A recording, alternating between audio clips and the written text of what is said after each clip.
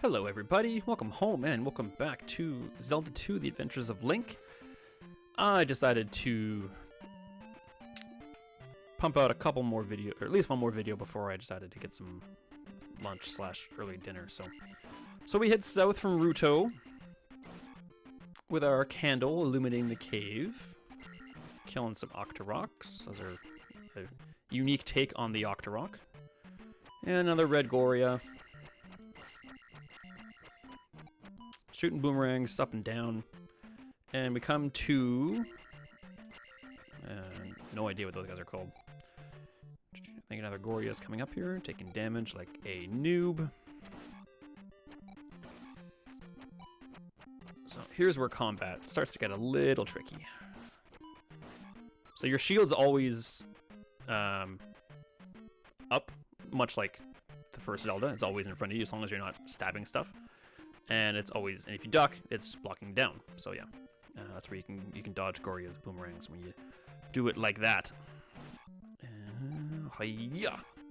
And then there's other kinds of bats, which when you give them a chance, will shoot fire, but we're not going to give them a chance to do so. So here's the first kind of obstacle. You cannot get up this unless you have the jump spell. So we'll cast that, and we'll. So there's the. I'm sure there's more than one.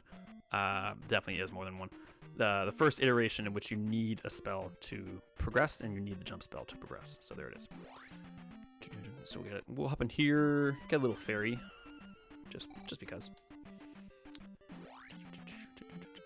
So here's a new kind of terrain. So we're on grass at the moment, and as you progress through the world, when you pass through certain caves and stuff like that, get to different parts of the world, the encounters get a bit tougher. Here is the swamp, which makes us go super slow. And also the encounters are considerably tougher. Well, I mean, at least they're slower anyway. Just Octoroks in the swamp. When you get the difficult encounter, you get some birds coming. So here's a little event on the world. You get a little Link doll, and this is a 1-up. An extra life, which, after the first couple episodes, we needed more of these. So yeah, so there's a big rock in front of that cave, as you can plainly see. So we need to get the hammer to deal with that. We'll do a little bit of long play here, and I'll show you what we need to do to progress. So now we have a choice to make. We can either go to level 2, or we can head into Death Mountain and try to get our hands on said hammer. I think there's a point bag in here, and I am correct. We've got, what, 3 of everything? We can, which I mean life magic and attack stats, when I say everything. Ooh, stupendous. I think we could probably head to Death Mountain.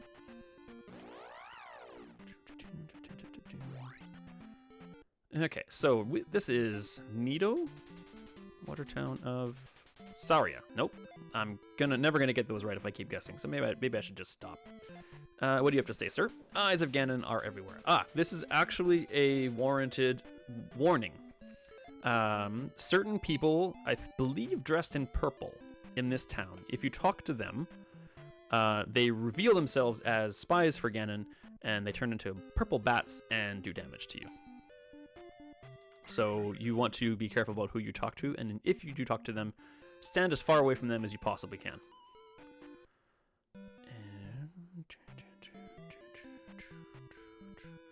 Let's visit our magic lady. Hello, ma'am. You don't need to listen to every word they say to get the benefits. There's the health lady, which we don't need. So here is how we get across. Here's how we get to Death Mountain. However,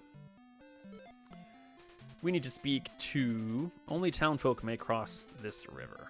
Well, we need something to prove to this dude that we were a member of the town. I'm desperately trying to remember now how it is that we figure out where to go. So I remember thinking as well, like, oh, there's nice ones. I think if you keep talking to it, oh, let me be, master is in woods north of river. Okay, so I believe this is one of the complaints about this game is it's too esoteric and it's not clear enough about what you need to do. I will begrudgingly agree with that to a limited extent. So the woods north of the river, you have to expect that means it's somewhat local. So we need to go find his master. So while it doesn't necessarily directly indicate that that's exactly how you cross the river, that's the only thing you have to go on now. You don't know how to become a member of the town, but you now have, I guess you'd call it a side quest. You need to go find this. He wants to be left alone, but he wants us to now go find his master who lives in the north of the woods. So here is also our wise person's descendant. She lost her mirror, so we need to go find her mirror.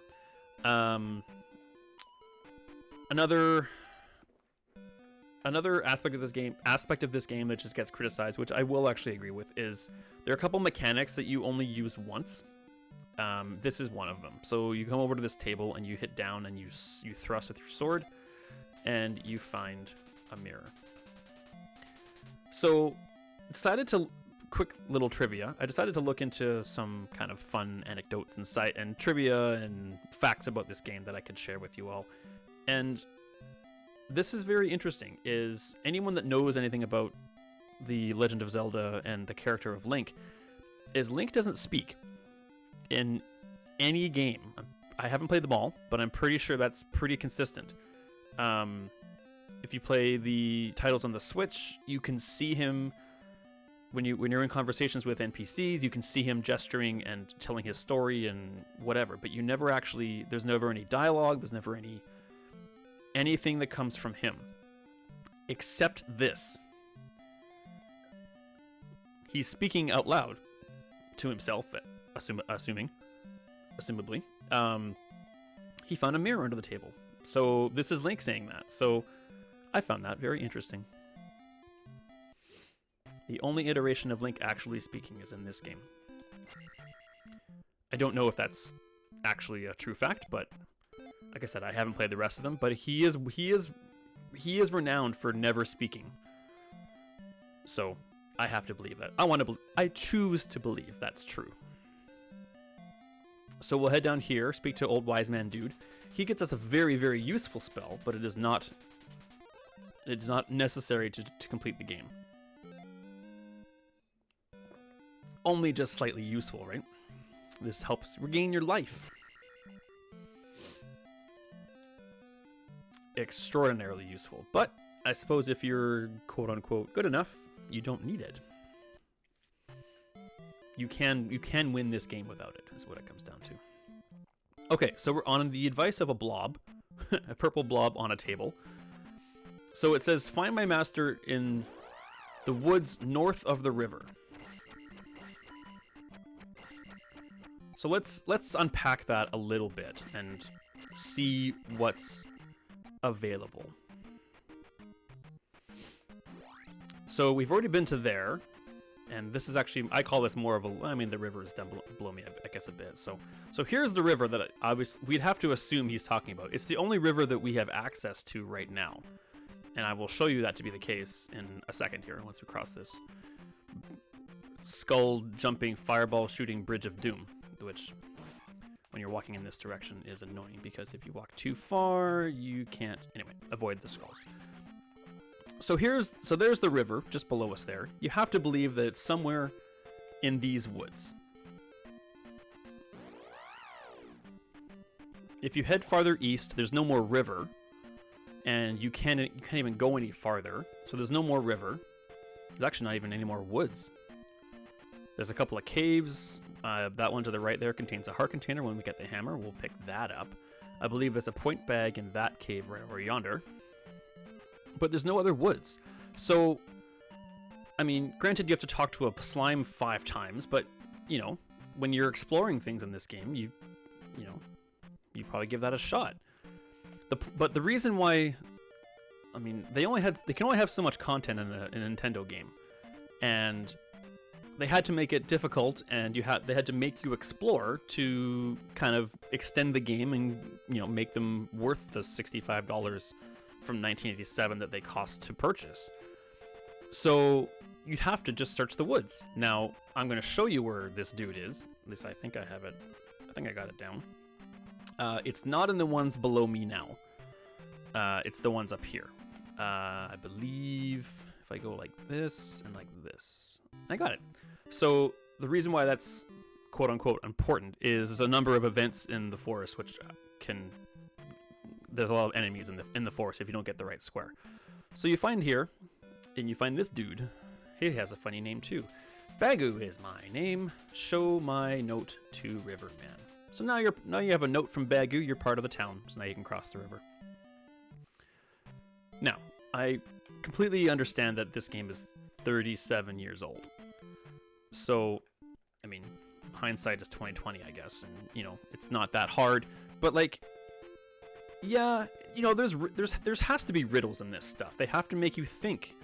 If Nintendo games held your hand and just told you where to go explicitly, then, you know, these games last you a couple hours, and then you felt ripped off because you know, begged and pleaded your parents to buy you a Nintendo game for Christmas for 6 months. You got the game and you got 2 hours out of it, and then you're done. Yeah, it's frustrating if you don't know where to go, but it gives you goals and gives you things to explore and learn, that kind of stuff. That was the point of... That was the only way that Nintendo could make these long enough to become worth your time, was to make it... to give you puzzles. I mean, and Zelda is renowned for having puzzles. Like, it's an action-adventure game. I mean, how many secret passages do we discover in the second quest of Zelda 1? Or the first quest? I mean, how many things did we burn down, and how many walls did we bomb to find secret passages and secret caves and secret staircases and that kind of stuff? Zelda's it's a mystery puzzle-solving action-adventure game. In this case, a side-scroller. Sort of Metroidvania a little bit. That was the point. So people who argue that it's too esoteric and too confusing, and you know, it's too damn hard and I don't have time to search this stuff. Well, back in 1987 we did have time to look for this stuff. It's because back in those days, unlike now where you own hundreds and hundreds and hundreds of titles digitally or physically, back when Nintendo was in its infancy and this game was released, you probably only had a couple of titles, and you relied on, to expand your knowledge of the system, you kind of relied on having friends that had different games than you. You know, what games did I mean, we all had Mario, we had Duck Hunt, I had Punch-Out. No, I didn't even have Punch-Out. I think my brother's friend had Punch-Out. I can't remember. We had Excite Bike. I don't know what other titles were big. I think we had Double Dragon. But like I said, that was, I'm kind of getting off track a little bit, but that's kind of the point of Nintendo games, is they had to be difficult because they couldn't have enough content on the cartridge to make it long enough to warrant the price tags that were on it. So yeah, the people that say it's too esoteric and it's too confusing, well, I argue that was the point, and I don't agree with you, is what I'm going to say. I don't agree with you. Like, look how difficult it was to find all the stuff in Zelda 2 or Zelda 1 Quest 2. Like, it was like some of the stuff is just, you had to search everything on every screen. That's just, no one gives that game no one gives Quest 2 any guff.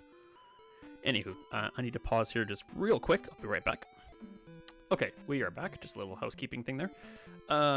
Also, in the midst of the pause, my wonderful little feline friend has hopped down off the chair she was sleeping on all day and is now at my feet on the floor. So you may or may not hear some very loud purring coming from her. Okay, so we head into Riverman.